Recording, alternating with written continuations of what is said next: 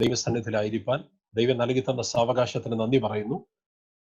പ്രിയ കുഞ്ഞുമോൻ ബാസിനും കുടുംബത്തിനുമായി നന്ദി പറയുന്നു. അലക്സാണ്ടർ സാറിനായി സ്തോത്രം. മറ്റെല്ലാ പ്രിയപ്പെട്ടവർക്കായി നന്ദി. കർത്താവ് നിങ്ങളെ എല്ലാവരെയും ഒരുമിച്ച് അനുഗ്രഹിക്കട്ടെ. കഴിഞ്ഞ 2 രാത്രികളിലും നമുക്ക് ഒരുമിച്ച് ദൈവവചനം ചിന്തിപ്പാൻ ദൈവം അവസരം നൽകി. അതോർത്ത് ദൈവത്തിന് നന്ദി പറയുന്നു. വളരെ പ്രത്യേകതയുള്ള എന്നെ സംബന്ധിച്ചിടത്തോളം വളരെ സവിശേഷതയുള്ള ഒരു ആത്മീയ സന്ദേശമാണ് ഞാൻ നിങ്ങൾക്ക് വേണ്ടി 3 ദിവസവും തയ്യാറാക്കി കൊണ്ടുവന്നത്. എനിക്ക് തോന്നുന്നു കഴിഞ്ഞ രാത്രിയിൽ, ഇന്നലെ രാത്രിയിൽ അതിന്റെ ഒരു പ്രത്യേക ഭാഗം നിങ്ങളുമായി പങ്കുവയ്ക്കണമെന്നുള്ള ആഗ്രഹത്തോടാണ് പ്രവേശിച്ചതെങ്കിലും അതിന്റെ ആ നിലയിൽ നിങ്ങളിലേക്ക് എത്തിക്കാൻ സാധിച്ചോ എന്ന് ഞാൻ സംശയിക്കുന്നു കഴിഞ്ഞ രാത്രി. ഇനി എന്തായാലും നമ്മൾ ഉദ്ദേശിക്കുന്നത് പോലെയൊന്നും അല്ല സംസാരിക്കാൻ സാധിക്കുന്നതെങ്കിലും അതിൽ കൂടെയൊക്കെ ദൈവത്തിന് നമ്മളോട് സംസാരിക്കാനും ദൈവശബ്ദം നമുക്ക് കൈമാറാനും ദൈവത്തിന് സാധിക്കും. തീർച്ചയായിട്ടും നമ്മുടെ പ്ലാനുകളും പദ്ധതികളും പോലെയല്ല ദൈവം ഒരിക്കലും ചലിക്കുന്നത്. ദൈവത്തിന്റെ ആലോചനകളും ദൈവത്തിന്റെ പദ്ധതികളും നമ്മളെക്കാളൊക്കെ വലുതാണ്, ഉയർന്നതാണ്, ഉന്നതമാണ്. ദൈവത്തിന്റെ മുഴുവൻ പദ്ധതികൾക്കും ദൈവത്തിന്റെ മുഴുവൻ ആലോചനകൾക്കുമായി ദൈവത്തിന് നന്ദി പറയും. 21 ദിവസത്തെ ഉപവാസ പ്രാർത്ഥന ഭൗമികമായ കാര്യങ്ങളിൽ നമുക്ക് വിടുതലും സൗഖ്യവും സന്തോഷവും ഒക്കെ പകരുന്നതാവണം. തീർച്ചയായിട്ടും അതും ആവശ്യമാണ്. അതൊക്കെ ദൈവം ചെയ്യട്ടെ എന്ന് ഞാനും പ്രാർത്ഥിക്കുന്നു. എന്നാൽ അതിനേക്കാളൊക്കെ ഉപരി ആത്മീകമായി നമ്മുടെ അകത്ത മനുഷ്യനോടുള്ള ബന്ധത്തിൽ, പുറമെയുള്ള മനുഷ്യനോടുള്ള ബന്ധത്തിലല്ല. കാരണം പുറമെയുള്ള മനുഷ്യൻ ഒരു ഗ്യാരണ്ടിയും ആർക്കും പറയാൻ പറ്റില്ല. ഇന്ന് രാത്രി ആരോഗ്യത്തോടെ നിങ്ങളോട് ഈ സൂമിൽ ഇരുന്ന് പ്രസംഗിക്കുന്ന എന്റെ ആരോഗ്യം അടുത്ത സെക്കൻഡിൽ എന്തായി തീരുമെന്ന് പ്രവചിക്കാൻ എനിക്ക് പറ്റില്ല. ഈ സൂമിൽ ഇരിക്കുന്ന ആർക്കും പറ്റില്ല. അതുകൊണ്ടാണ് പലപ്പോഴും ഭൗതികതയോടും ശരീരത്തോടും സൗഖ്യത്തോടും ഭൗതിക വിടുതലിനോടുമുള്ള ബന്ധത്തിലെ മെസ്സേജുകളൊന്നും പലപ്പോഴും ഞാൻ എടുക്കാത്തത്. എന്നാൽ നമുക്ക് 100% ഗ്യാരണ്ടി തരാൻ കഴിയുന്ന നമ്മുടെ അകത്ത മനുഷ്യന്റെ ബലം, അകത്ത മനുഷ്യന്റെ വളർച്ച, വർധനവ്, ഇത് 100% ഗ്യാരണ്ടി ഉള്ളതാണ്. ഗ്യാരണ്ടി എന്ന് പറഞ്ഞാൽ ഈ ആയുസിൽ നമ്മുടെ അകത്ത മനുഷ്യനോടുള്ള ബന്ധത്തിൽ നാം പ്രാപിക്കുന്ന ആത്മീയ ബലം നമ്മുടെ മരണത്തിന് ശേഷവും അതിന്റെ റിസൾട്ട്, അതിന്റെ അനുഗ്രഹം നിലനിൽക്കുന്നതായിരിക്കും. എന്നാൽ പുറമെയുള്ള വിടുതലുകളും സൗഖ്യങ്ങളും ഒക്കെ ഈ ഒരു ആയുസ് കൊണ്ട് മാത്രം അവസാനിക്കുന്നത്. ഓക്കെ, ഞാൻ അതെല്ലാം അവിടെ വിടുകയാണ്. ജസ്റ്റ് ഒരു ഇൻട്രൊഡക്ഷൻ നിങ്ങൾക്ക് തന്നു എന്ന് മാത്രമേ ഉള്ളൂ. നമ്മുടെ അകത്ത മനുഷ്യനെ ഇന്ന് രാത്രിയിലും ദൈവം ബലപ്പെടുത്തും, ദൈവം ശക്തീകരിക്കും. പ്രധാനപ്പെട്ട സന്ദേശത്തിലേക്ക് വരാം. കഴിഞ്ഞ 2 രാത്രികളിൽ ഞാൻ നിങ്ങളോട് സംസാരിച്ചത് ദൈവം നമ്മെ രക്ഷിച്ചത് എന്തിനു വേണ്ടിയാണെന്ന്. അതിനെക്കുറിച്ച് ഏകദേശ കാര്യങ്ങളൊക്കെ നിങ്ങളോട് പറഞ്ഞു കഴിഞ്ഞു. ദൈവം നമ്മെ രക്ഷിച്ചതിന്റെ പിൻപിലുള്ള പദ്ധതികളെ കുറിച്ച് ചുരുക്കമായി ഞാൻ നിങ്ങളോട് സംസാരിച്ചു. ഇന്ന് രാത്രി സംസാരിക്കാൻ പോകുന്നത് നാം രക്ഷിക്കപ്പെട്ടു, ദൈവകൃപയിലേക്ക് വന്നവരാണ്. ദൈവത്തിന്റെ നിത്യമായ പദ്ധതിയിലേക്ക് ദൈവം നമ്മെ രക്ഷിച്ചു കൊണ്ടുവന്നു. നമ്മൾ എല്ലാവരും രക്ഷിക്കപ്പെട്ടവരാണ്. എന്നാൽ നമ്മുടെ രക്ഷ നഷ്ടപ്പെടുമോ എന്ന് വേഗത്തിലൊന്ന് നോക്കാം. രക്ഷ നഷ്ടപ്പെടുമോ എന്ന് നോക്കിയിട്ട് ഒടുവിൽ രക്ഷ നഷ്ടപ്പെടാൻ സാധ്യതയുള്ള പാപം അതിനോട് ബന്ധപ്പെട്ട് പറഞ്ഞ് അവസാനിപ്പിക്കാൻ പോകുകയാണ്. അപ്പൊ ശ്രദ്ധിക്കൂ, ഒരുപാട് കാട് കയറാതെ ഈ വിഷയം പറയാം. രക്ഷ നഷ്ടപ്പെടുമോ? നമ്മുടെ അകത്തിരിക്കുന്ന നിത്യജീവൻ, നമ്മുടെ അകത്തിരിക്കുന്ന ആത്മരക്ഷ, ഇത് നഷ്ടപ്പെട്ടാൽ നമുക്ക് കർത്താവിന്റെ വരവിൽ എടുക്കപ്പെടാൻ പറ്റുമോ? ഒരിക്കലുമില്ല. അത് നമുക്ക് എല്ലാവർക്കും അറിയാം. അപ്പൊ കർത്താവിന്റെ 2ാമത്തെ വരവിൽ എടുക്കപ്പെടാതിരിക്കാനുള്ള സാധ്യതയുണ്ടോ? ഉണ്ട്. രക്ഷ നഷ്ടപ്പെടാൻ സാധ്യതയുണ്ടോ? ഉണ്ട്. ഞാൻ ഇന്നലെ രാത്രി പറഞ്ഞല്ലോ, രക്ഷ നഷ്ടപ്പെടാൻ സാധ്യതയില്ല എന്ന് പറയുന്ന വലിയൊരു ഗ്രൂപ്പ് ആൾക്കാർ ലോകത്തിലുണ്ട്. അതിന്റെ ഒരു പ്രത്യേക ചർച്ച വിഭാഗമാണ് ബ്രദറൻ സഭ. പെന്റക്കോസിൽ തന്നെയുള്ള ഇപ്പോഴത്തെ ന്യൂ ജനറേഷനിലെ പല സഭയിലെ ചെറുപ്പക്കാർ പിള്ളേരും പറയുന്നത് ഒരിക്കൽ രക്ഷിക്കപ്പെട്ടാൽ പിന്നെ നമ്മൾ എങ്ങനെ ജീവിച്ചാലും എന്തൊക്കെ കാണിച്ചെന്ന് പറഞ്ഞാലും രക്ഷ നഷ്ടപ്പെടത്തില്ലെന്ന്. അതിന് അവര് പറയുന്ന കാരണങ്ങൾ നിങ്ങൾക്കറിയാമോ എന്തൊക്കെയാണെന്ന്? കഴിഞ്ഞ രാത്രി ഞാൻ അതിനെ ഒന്ന് തൊട്ടിരുന്നു. അതൊരു പ്രാവശ്യം കൂടെ പറയാം. രക്ഷ നഷ്ടപ്പെടില്ലെന്ന് പറയാനുള്ള കാരണം എഫേസ്യ ലേഖനം 2-ാം അധ്യായം 1-ാമത്തെ വാക്യത്തിൽ പറയുന്നു നാം രക്ഷിക്കപ്പെട്ടത് എങ്ങനെയാണ്. എഫേസ്യ ലേഖനം 2:1 പറയുന്നത് അതിക്രമങ്ങളാലും പാപങ്ങളാലും മരിച്ചവരായിരുന്ന നമ്മെ അവൻ ക്രിസ്തുവേശുവിനോട് കൂടെ ഉയർത്തെഴുന്നേൽപ്പിച്ചു. അതിക്രമങ്ങളാലും പാപങ്ങളാലും മരിച്ചവരായിരുന്ന നമ്മെ അവൻ ഉയർപ്പിച്ചു. എഫേസ്യ ലേഖനം 2:8 പറയുന്നത്, കൃപയാലല്ലോ വിശ്വാസം മൂലം നിങ്ങൾ രക്ഷിക്കപ്പെട്ടിരിക്കുന്നു. ഈ രണ്ട് വാക്യങ്ങൾ ശ്രദ്ധിച്ചോണം. അവിടെ പറയുന്നത്, നാം രക്ഷിക്കപ്പെടുന്നതിന് മുൻപ് നമ്മൾ ആത്മീകമായി, ആത്മാവ് സംബന്ധമായി മരിച്ചവരായിരുന്നു. മരിച്ച ഒരാളെ ഉയർത്തെഴുന്നേൽപ്പിക്കുമ്പോൾ ആ മരിച്ചു കിടന്നയാൾ ഉയർത്തെഴുന്നേറ്റ് കഴിഞ്ഞിട്ട് അയാൾ ഒരിക്കലും പറയില്ല, ഈ ഉയർത്തെഴുന്നേൽപ്പിൽ എനിക്കും ഒരു വലിയ പങ്കുണ്ട്, എന്റെ കൂടെ കുറച്ച് പരിശ്രമത്തിന്റെ ഫലമായിട്ടാണ് ഞാൻ ഉയർത്തെഴുന്നേറ്റത് എന്ന് മരിച്ച ഒരാൾ ഉയർത്തെഴുന്നേറ്റിട്ട് പറയില്ല. കാരണം അയാൾക്കറിയാം, ഞാൻ മരിച്ചവനായിരുന്നു, ഉയർത്തെഴുന്നേൽക്കാനായിട്ട് എന്നെ കൊണ്ട് ഒന്നും ചെയ്യാൻ പറ്റത്തില്ല, മരിച്ചിരുന്നു, എല്ലാം 100% ഡെഡായി.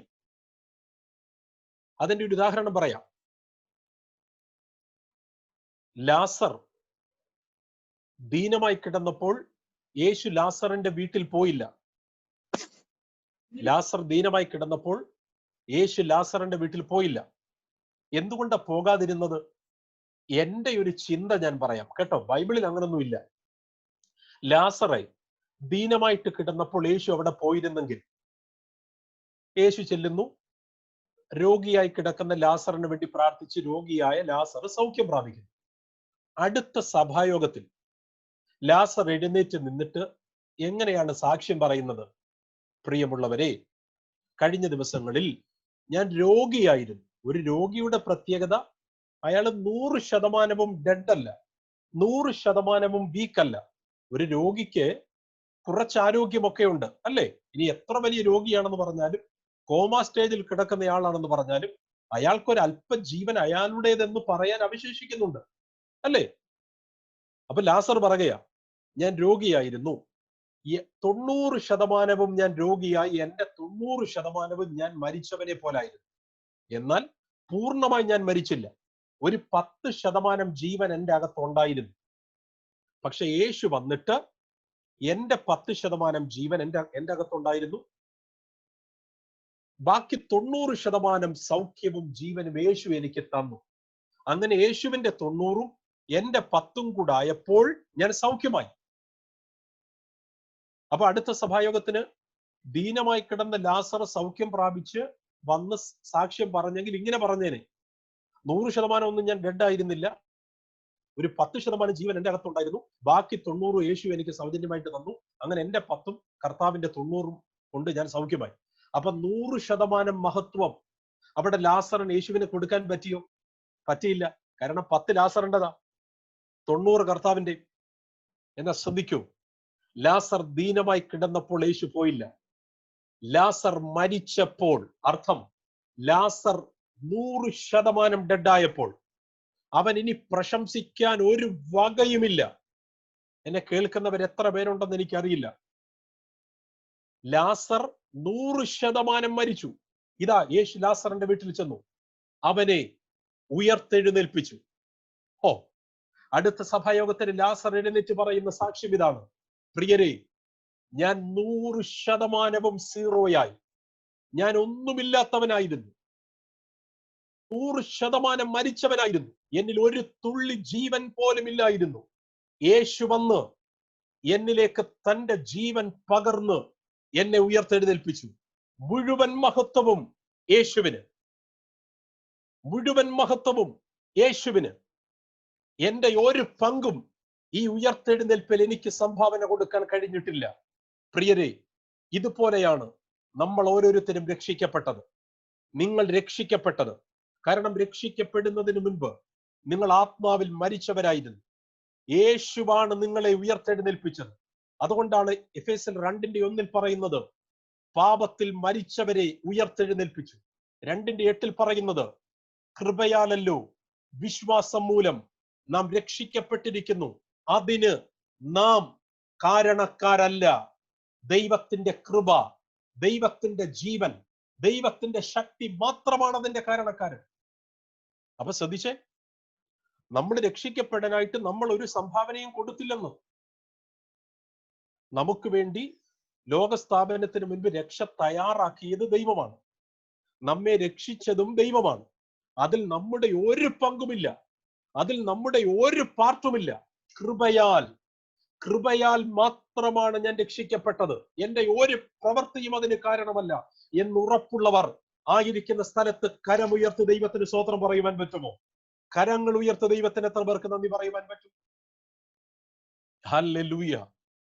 അപ്പൊ ശ്രദ്ധിക്കേ, രക്ഷ നഷ്ടപ്പെടില്ലെന്ന് പറയുന്ന ഗ്രൂപ്പ് ആൾക്കാർ പറയുന്നത് രക്ഷ നഷ്ടപ്പെടില്ലെന്ന് പറയാനുള്ള കാരണം നമ്മൾ രക്ഷിക്കപ്പെട്ടത് കൃപയാലാണ്, നമ്മുടെ ഒരു പ്രവൃത്തിയും അതിന് കാരണമല്ല. കാരണം പ്രവർത്തിക്കാനായിട്ട് നമുക്കന്ന് ജീവൻ ഉണ്ടായിരുന്നില്ലല്ലോ, മരിച്ചവരായിരുന്നല്ലോ, മരിച്ചവരെയല്ലേ ഉയർത്തെഴുന്നേൽപ്പിച്ചത്.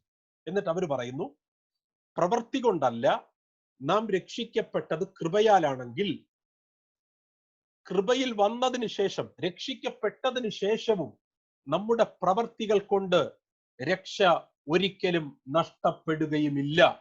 അതാണ് അവരുടെ വാദം. മനസ്സിലായോ? പ്രവർത്തിച്ച് രക്ഷപ്പെടാൻ കഴിയാത്ത സ്ഥിതിയിലായിരുന്നു നാം, മരിച്ചവരായിരുന്നു നാം. ദൈവമാണ് രക്ഷിച്ചത്. അതുപോലെ രക്ഷിക്കപ്പെട്ടതിന് ശേഷവും നമ്മുടെ പ്രവർത്തികൾ കൊണ്ട് ദൈവം നമ്മെ രക്ഷയിൽ നിന്ന് എടുത്തു കളയത്തതും രക്ഷയിൽ നിലനിർത്തത്തതുമില്ല. അതിന് നമ്മുടെ പ്രവർത്തികൾ കാരണമല്ല. ഈ രക്ഷ നഷ്ടപ്പെടില്ലെന്ന് പറയുന്ന ആൾക്കാർ പറയുന്ന വാദഗതിയാണ്. പക്ഷെ നിങ്ങൾക്കൊരു വലിയ സത്യം അറിയാമോ? ഈ ഗ്രൂപ്പ് ആൾക്കാർ പറയുന്ന രണ്ട് കാര്യങ്ങൾ സത്യമാണ്. ഈ ഗ്രൂപ്പ് ആൾക്കാർ പറയുന്ന രണ്ട് കാര്യങ്ങൾ സത്യമാണ്. ഏത് കാര്യം? അവർ പറഞ്ഞു മനുഷ്യന് വേണ്ടി രക്ഷ തയ്യാറാക്കിയത് ദൈവമാണ്. അത് നമ്മളും വിശ്വസിക്കുന്നു. രക്ഷ തയ്യാറാക്കിയത് ദൈവമാണ്.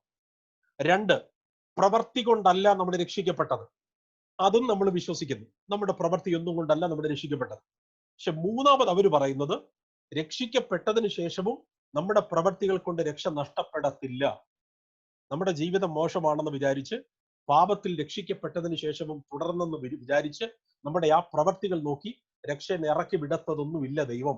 പ്രവൃത്തിയാലല്ലോ നമ്മൾ രക്ഷിക്കപ്പെട്ടത്. പക്ഷെ അത് തെറ്റാണ്. ആ മൂന്നാമത്തെ വാദഗതി തെറ്റാണ്. അത് തെറ്റാണെന്ന് പറയാനുള്ള കാരണം എന്താണെന്ന് ഞാൻ നിങ്ങളോട് പറയാം. ദൈവവചനത്തിൽ എഴുതിയിരിക്കുന്ന സത്യങ്ങളെ മുഴുവൻ വിശ്വസിക്കാതെ സത്യത്തിന്റെ ഒരു വശം മാത്രം വിശ്വസിക്കുന്നത് കൊണ്ടുള്ള കുഴപ്പമാണ്. ഞാൻ പറഞ്ഞത് ക്ലിയർ ആയിട്ട് മനസ്സിലാവുന്നുണ്ടോ? ദൈവവചനത്തിൽ എഴുതിയിരിക്കുന്ന മുഴുവൻ സത്യങ്ങളെയും ഒരുപോലെ കാണാതെ സത്യത്തിന്റെ ഒരു വശം വേണ്ടേ? ഈ മൊബൈലിന് അല്ലെങ്കിൽ ഒരു നാണയം എടുക്കുക. ഒരു നാണയത്തിന് ഒരു നാണയം, അതിന് രണ്ട് വശമില്ലേ? ഒരു വശം മാത്രമുള്ള നാണയം കള്ളനാണയമല്ലേ? അതുപോലെയാ സത്യത്തിന് രണ്ട് വശമുണ്ട്. അതിന്റെ ഒരു വശം മാത്രം എടുത്തിട്ട് മറ്റേ വശം തള്ളിക്കളയും.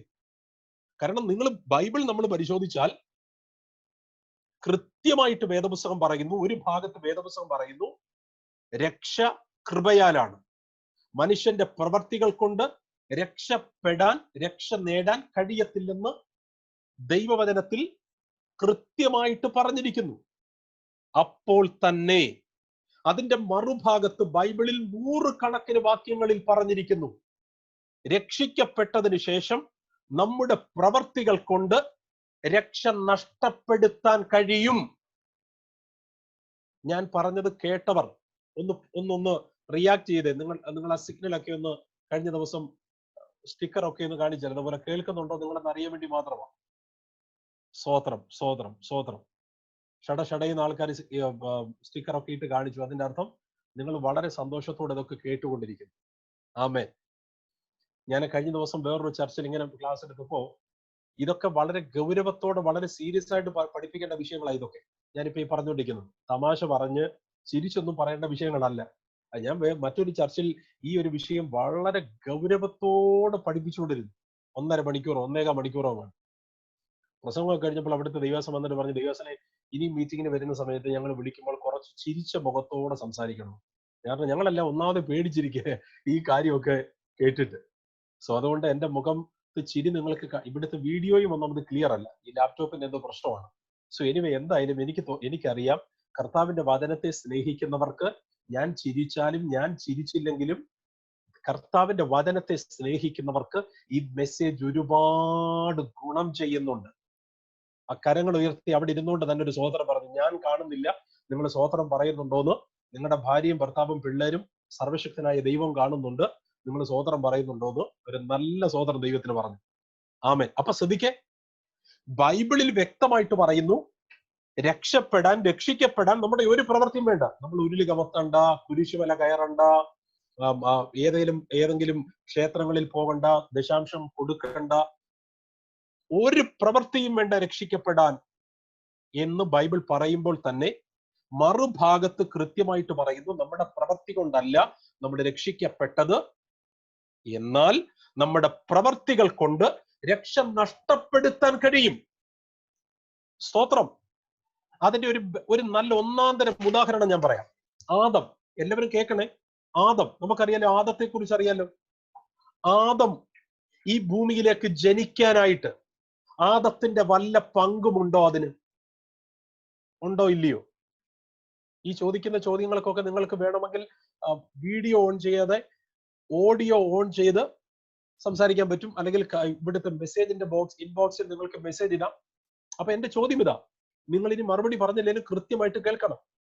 ചോദ്യം ഇതാ, ആദം, ആദ്യത്തെ മനുഷ്യൻ, ഈ ഭൂമിയിലോട്ട് ജനിക്കാനായിട്ട് അല്ലെങ്കിൽ ഈ ഭൂമിയിലോട്ട് വരാനായിട്ട് അയാളുടെ എന്തെങ്കിലും സംഭാവനയുണ്ടോ? അതിൽ ഒരു സംഭാവനയില്ല. കാര്യമില്ല. ആദം എന്ന് പറയുന്ന ഒരാള് അദ്ദേഹം ജനിക്കുന്നതിന് മുൻപ് ഈ ഭൂമിയിൽ ഇല്ല. ആദത്തെ സൃഷ്ടിച്ചത് ദൈവമാണ്. അപ്പൊ 100% ആദത്തിന്റെ ജനനത്തിന്റെ പിൻപിൽ കാരണക്കാരൻ ദൈവം മാത്രമാണ്. ആദത്തിന്റെ ജനനത്തിന്റെ പിൻപിൽ ആദത്തിന് ഒരു സംഭാവനയുമില്ല, ആദത്തിന് ഒരു പങ്കുമില്ല, അതിൽ ആദത്തിന് പ്രശംസിക്കാനൊന്നുമില്ല. മഹത്വം മുഴുവനും ദൈവത്തിനാണ്. അത് ദൈവത്തിന്റെ മാത്രം പ്രവൃത്തിയാണ്. പ്രിയരെ, ഇതുപോലെയാണ് നാം രക്ഷിക്കപ്പെട്ടത്. അതിന് കൃപയാലല്ലോ, വിശ്വാസം മൂലം നാം രക്ഷിക്കപ്പെട്ടിരിക്കുന്നു. അതിന് നാം കാരണമല്ല എന്ന് എഫേസ്യർ 2:8 പറയുന്നു. എന്നാൽ ആദം ജനിച്ചത്, ആദം സൃഷ്ടിക്കപ്പെട്ടത് ആദത്തിന്റെ പ്രവൃത്തി കൊണ്ടല്ലെങ്കിലും സൃഷ്ടിക്കപ്പെട്ടതിന് ശേഷം, കേട്ടോണേ, ആദത്തിന്റെ അകത്ത് ദൈവം അവനെ സൃഷ്ടിച്ചപ്പോൾ ആദത്തിന്റെ അകത്ത് ദൈവം വെച്ചിരുന്ന ഒരു ആത്മജീവൻ, ഒരു ആത്മരക്ഷ നഷ്ടപ്പെടുത്താൻ കാരണക്കാരൻ ആരായിരുന്നു? ആദം തന്നെ. അവന്റെ പ്രവൃത്തി കൊണ്ടല്ലേ അവന്റെ അകത്ത് ആത്മമരണം സംഭവിച്ചത്? ആദത്തിന്റെ അകത്തിരുന്ന രക്ഷ, നിത്യജീവൻ. Thank you Jesus. മനസ്സിലാകുന്നവരെ ഓർത്ത് ദൈവത്തിന് സ്തോത്രം പറയുന്ന ഇന്ന് രാത്രി, നമ്മുടെ പ്രവൃത്തികളെ, രക്ഷിക്കപ്പെട്ടതിന് ശേഷമുള്ള നമ്മുടെ പ്രാർത്ഥനയെയും പാട്ടിനെയും അന്യഭാഷയെയും സൂക്ഷിക്കണമെന്നല്ല, നമ്മുടെ പ്രവൃത്തികളെ, നമ്മുടെ ജീവിതത്തെ എത്രയധികം സൂക്ഷിക്കണം എന്നതാണ് ഈ രാത്രി ഞാൻ നിങ്ങളോട് സംസാരിച്ചു കൊണ്ടിരിക്കുന്നത്. മനസ്സിലാകുന്നവർ കരങ്ങൾ ഉയർത്ത ദൈവത്തിന് ആയിരിക്കുന്ന സ്ഥലങ്ങളിൽ സ്തോത്രം പറഞ്ഞു. അപ്പൊ ശ്രദ്ധിക്ക്, ആദത്തിന്റെ ജനനത്തിൽ ആദത്തിനൊരു സംഭാവനയും കൊടുക്കാൻ പറ്റിയില്ല.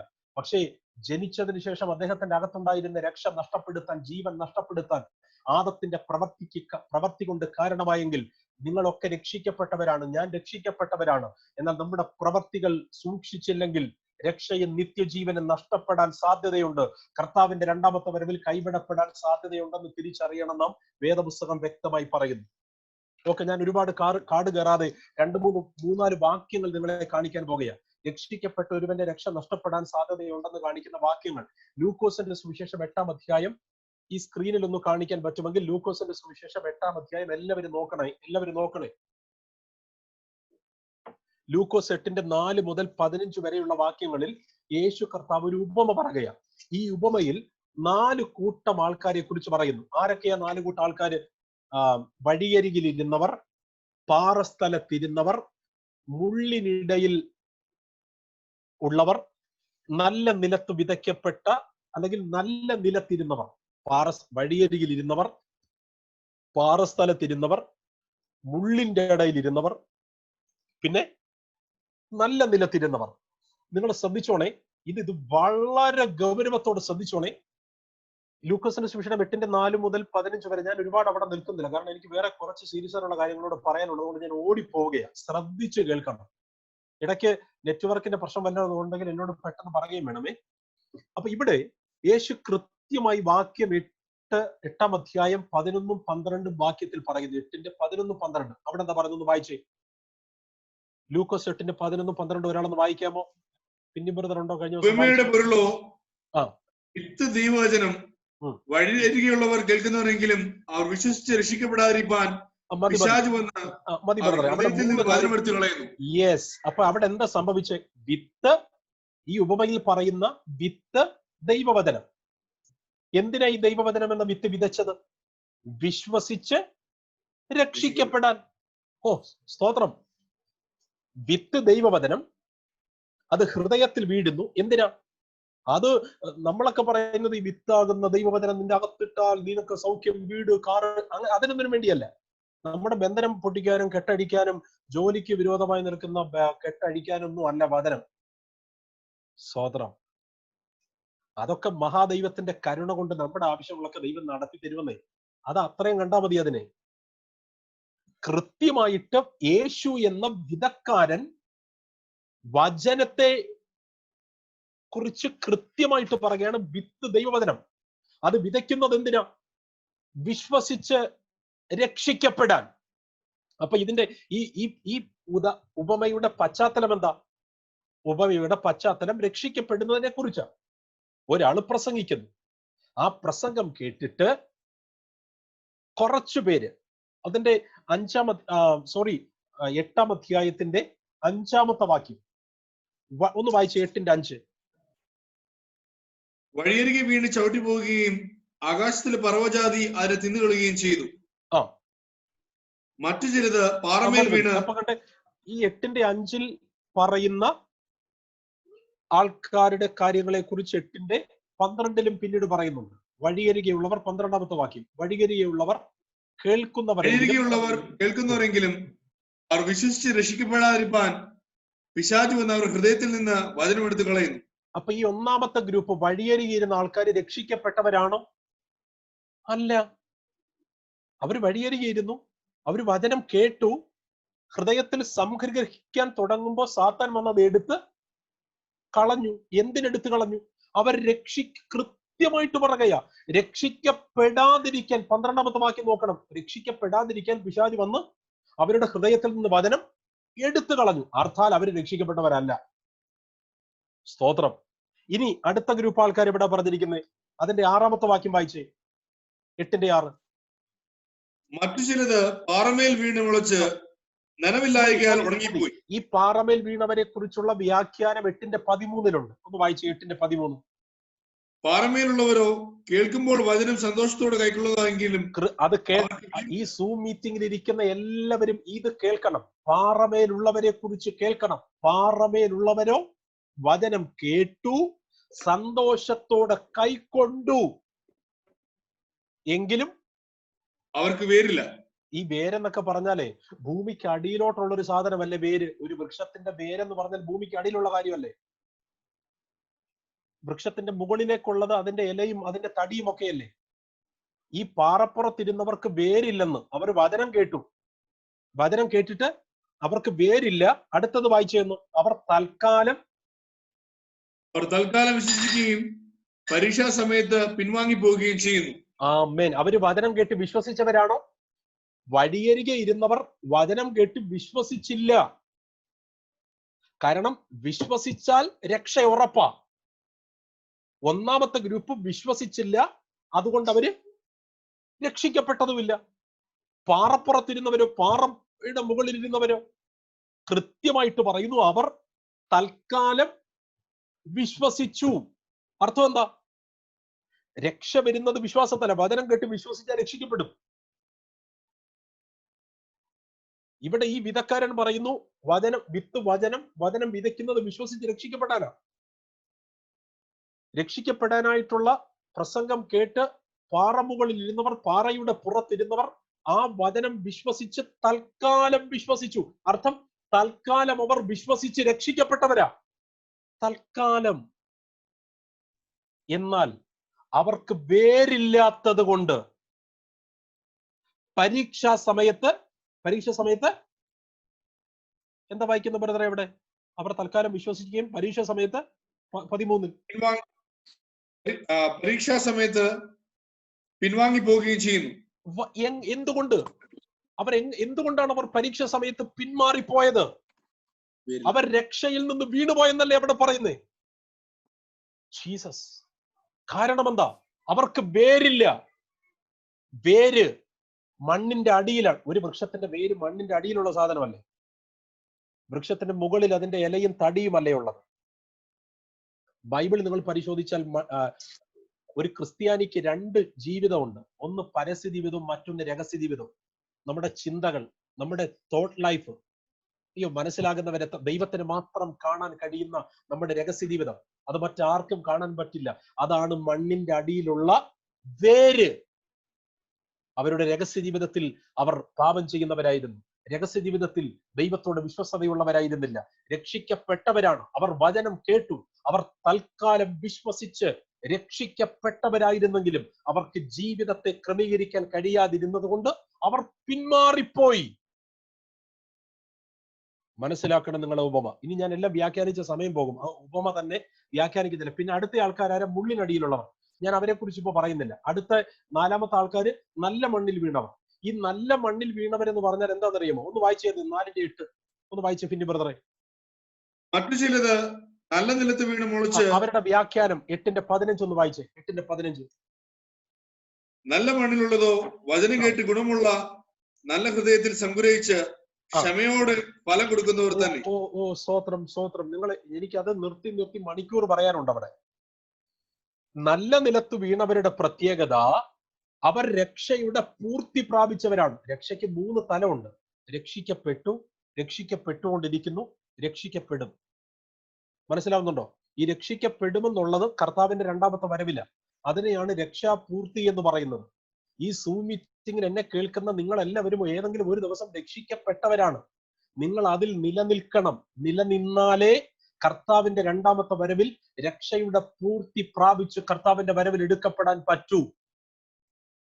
കാരണം ഇവിടെ ഈ നല്ല നിലത്ത് വീണവരെ കുറിച്ച് എത്രല്ല പറഞ്ഞിരിക്കുന്ന?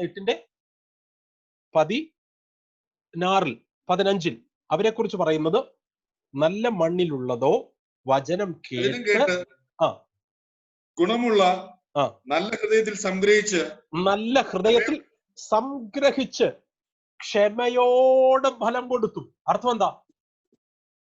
ഈ സംഗ്രഹിച്ചു എന്നതിന് ഗ്രീക്കിൽ കൊടുത്തിരിക്കുന്ന പദത്തിന്റെ മലയാള അർത്ഥം കെറ്റക്കോ എന്ന് പറയുന്ന ഒരു ഗ്രീക്ക് പദം. കെറ്റക്കോ, കേട്ടോണേ, കെറ്റക്കോ എന്ന് പറയുന്ന ഒരു ഗ്രീക്ക് പദത്തിന്റെ അർത്ഥം മുറുകെ പിടിക്കുക, നഷ്ടപ്പെടാതെ സൂക്ഷിക്കുക. ഓ സ്തോത്രം, കേട്ടോ?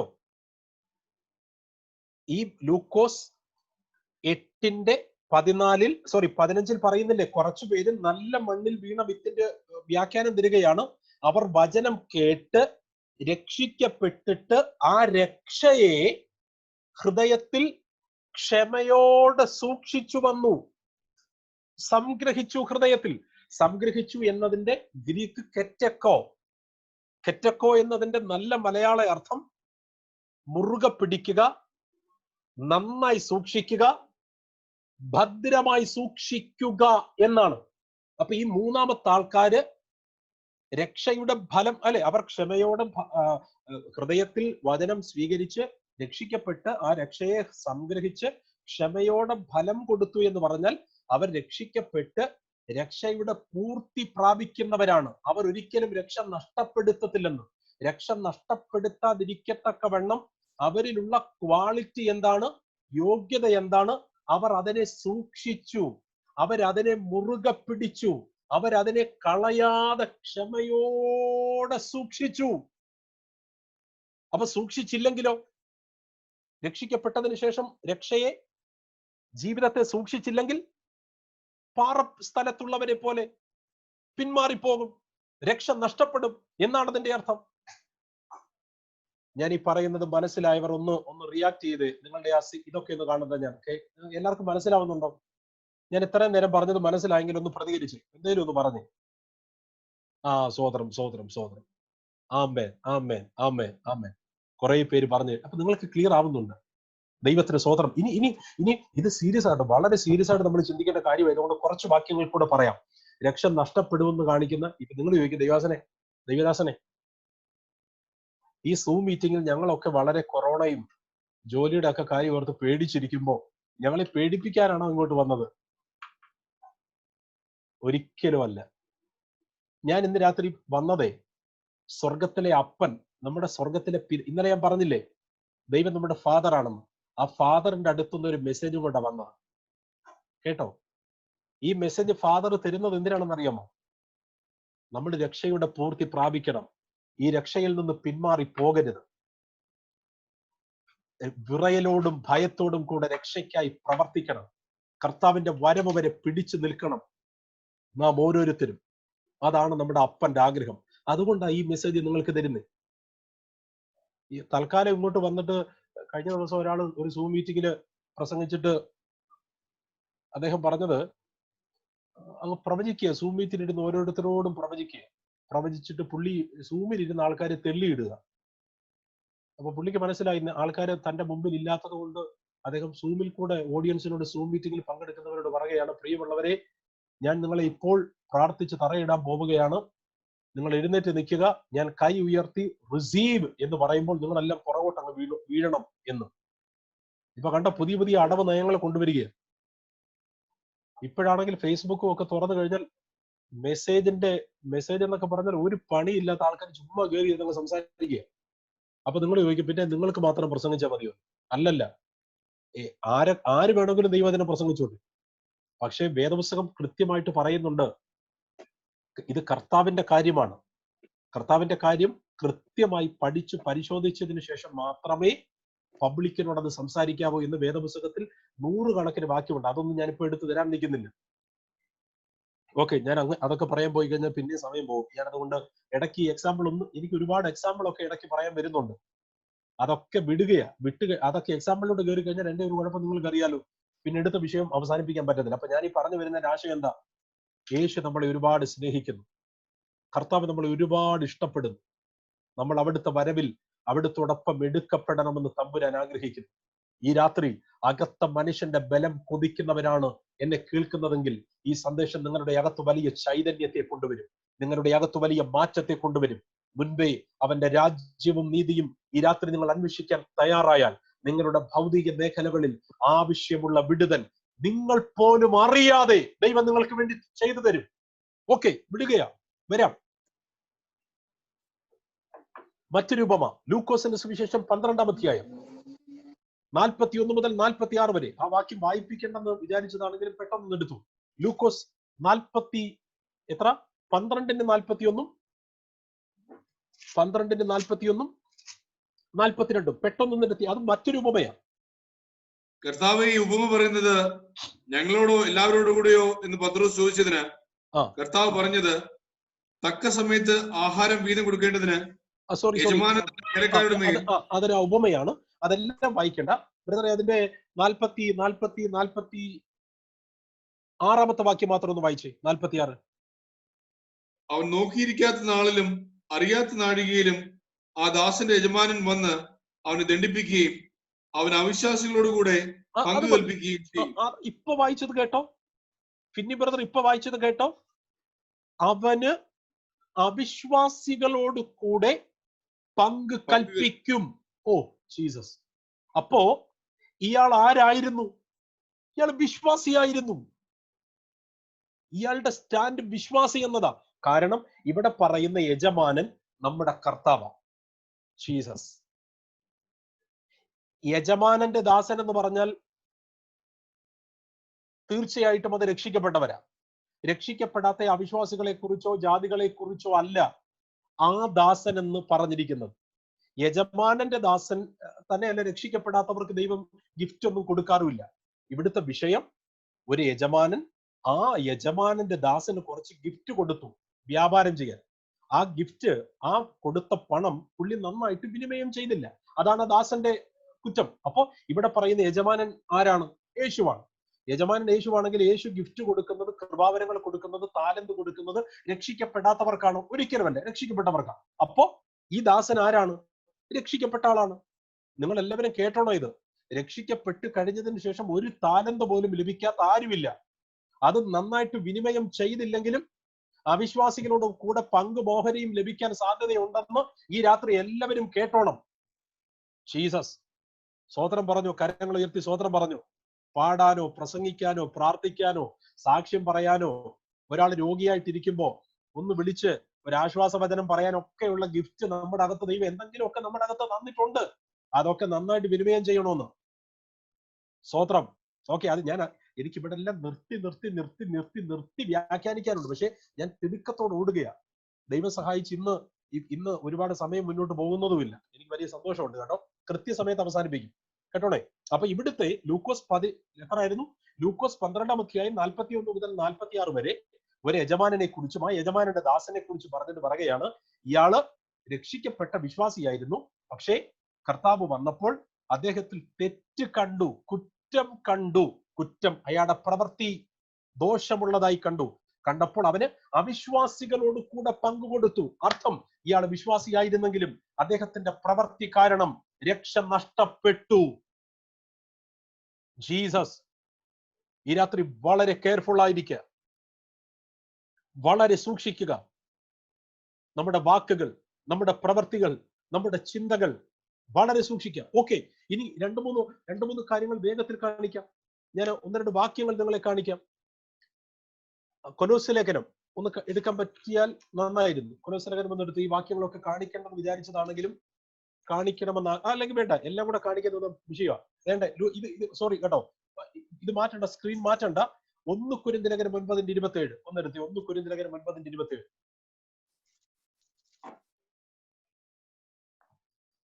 മറ്റുള്ളവരോട് പ്രസംഗിച്ച ശേഷം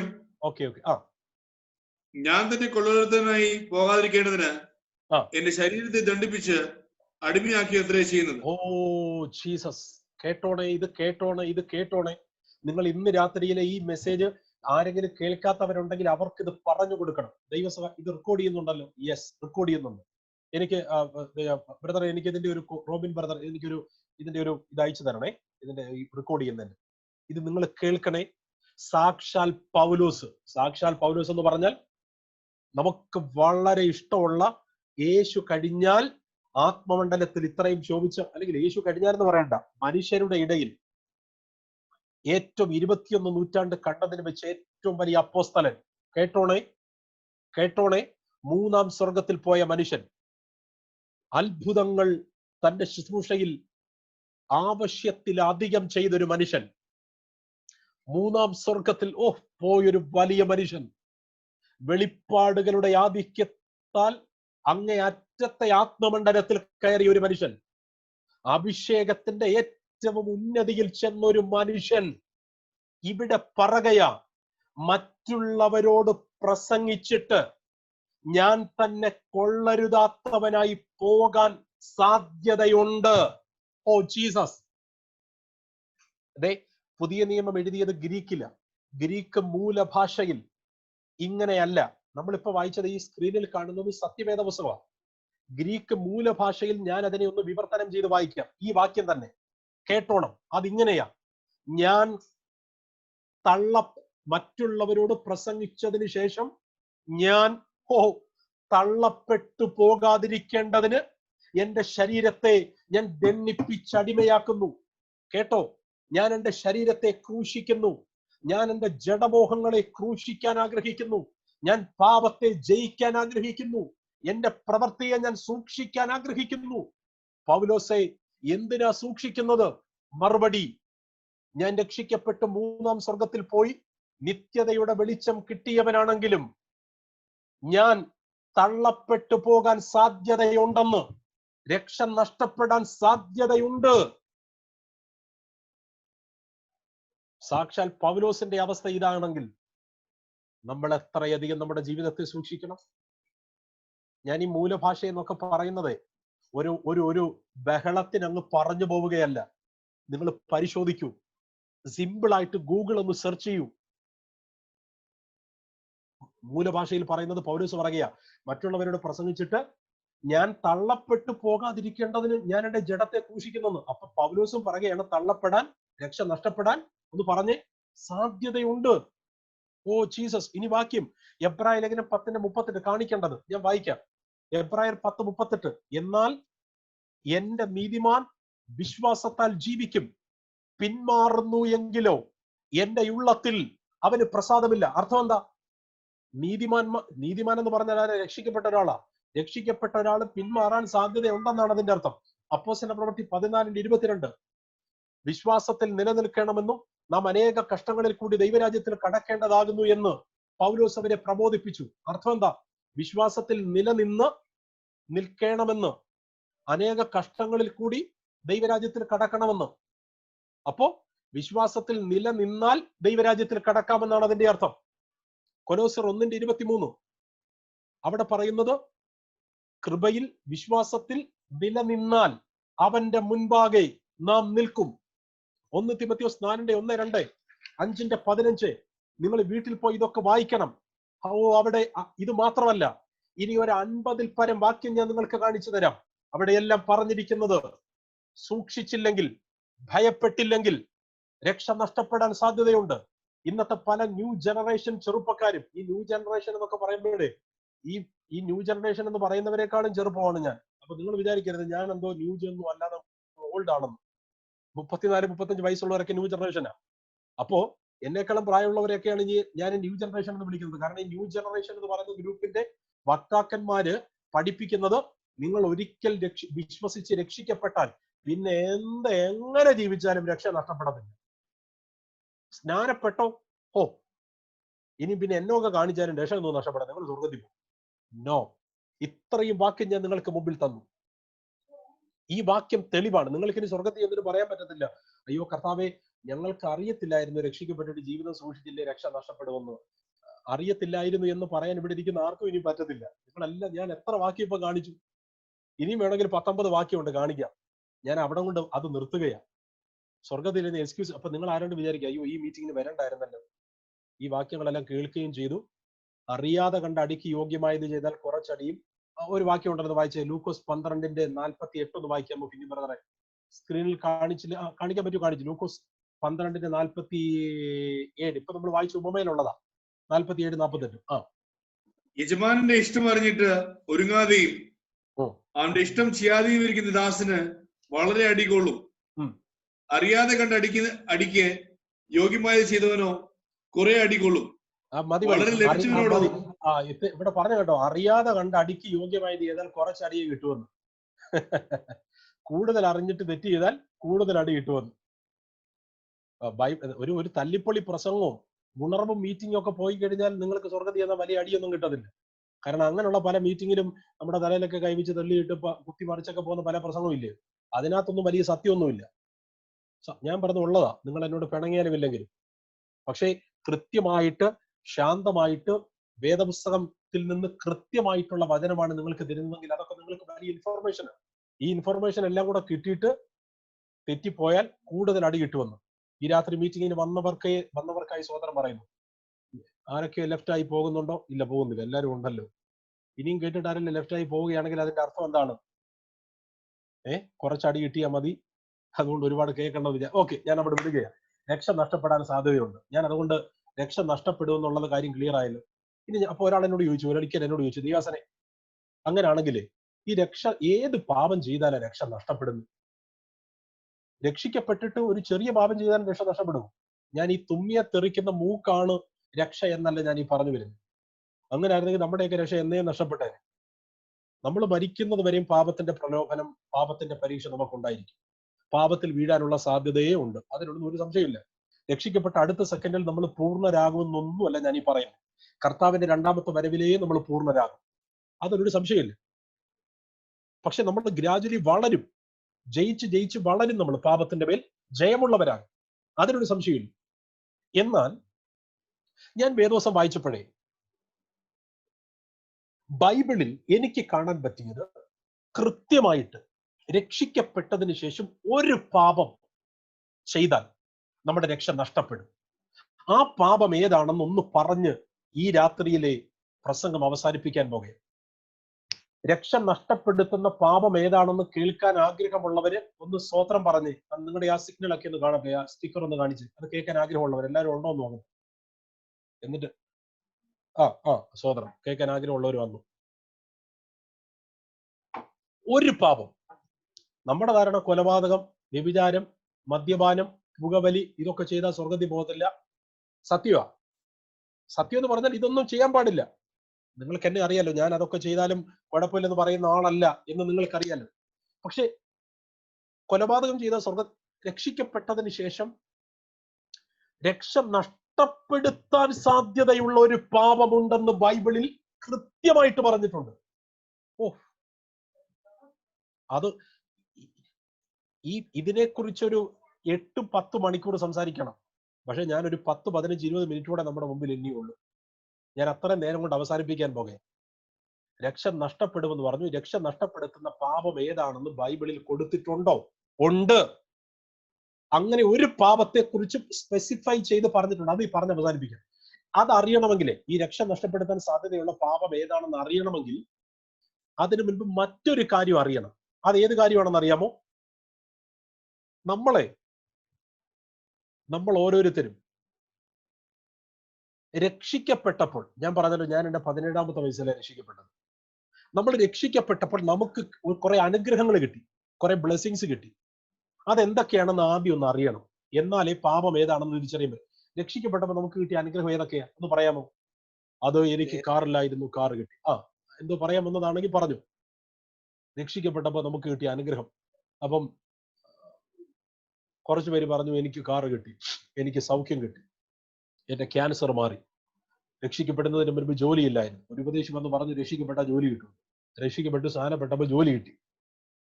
പ്രിയരെ, അത് രക്ഷിക്കപ്പെട്ടാലും ഇല്ലേലും കിട്ടിയാല്. രക്ഷിക്കപ്പെടാത്തവർക്കാർക്കും ജോലിയും വീടും കാറും ഒന്നും ഇല്ല. ഉണ്ട്. ശ്രദ്ധിച്ചു കേട്ടോണേ. നമ്മുടെ സ്വർഗത്തിലെ പിതാവ് എല്ലാവർക്കും ഭൗതിക നന്മ എല്ലാവർക്കും കൊടുക്കും, രക്ഷിക്കപ്പെട്ടവർക്കും ഇല്ലാത്തവർക്കും. രക്ഷിക്കപ്പെട്ടപ്പോൾ നമുക്ക് കിട്ടിയ കുറച്ച് അനുഗ്രഹത്തിന്റെ പേരൊന്ന് വായിക്കാം. 100 കണക്കിനുണ്ട്, എല്ലാം വായിക്കുന്നില്ല. കേട്ടോണേ. ഒന്നാമത്തെ അനുഗ്രഹം പാപക്ഷമ. അയ്യോ, അതൊരു വലിയ അനുഗ്രഹമാണ് കേട്ടോ. 2 നിരപ്പ്, 3 നീതീകരണം, 4 ദൈവത്തോട് സമാധാനം, 5 കൃപാസനത്തിലേക്ക് ഏത് സമയത്തും പ്രവേശിപ്പാനുള്ള ധൈര്യം, ത്രിയേക ദൈവത്തോട് കൂട്ടായ്മ, പുത്രത്വം. ഇങ്ങനെ കിടക്കുകയാ. രക്ഷിക്കപ്പെട്ടപ്പോൾ നമുക്ക് കിട്ടിയ അനുഗ്രഹത്തിന്റെ ലിസ്റ്റ് ഇങ്ങനെ കിടക്കുകയാ. അല്ലാതെ രക്ഷിക്കപ്പെട്ടപ്പോൾ നമുക്ക് കിട്ടിയത് കാറും വീടും ലോറിയൊന്നും അല്ല. ഇപ്പൊ ഞാൻ ഈ പറഞ്ഞതൊക്കെയാ. സമാധാനം ദൈവത്തോട്, കൂട്ടായ്മ ത്രിയേക ദൈവത്തോട്, കൃപാസനത്തിലേക്കുള്ള പ്രവേശനം, നീതീകരണം, പുത്രത്വം, പാപമോചനം. ഇതൊക്കെയാണ് നമുക്ക് കിട്ടിയ അനുഗ്രഹം. ഈ അനുഗ്രഹത്തെ കുറിച്ചാണ് എഫേസ്യ ലേഖനം 1:4 പറയുന്നത്. സ്വർഗത്തിലെ സകല ആത്മീക അനുഗ്രഹം. ജീസസ്.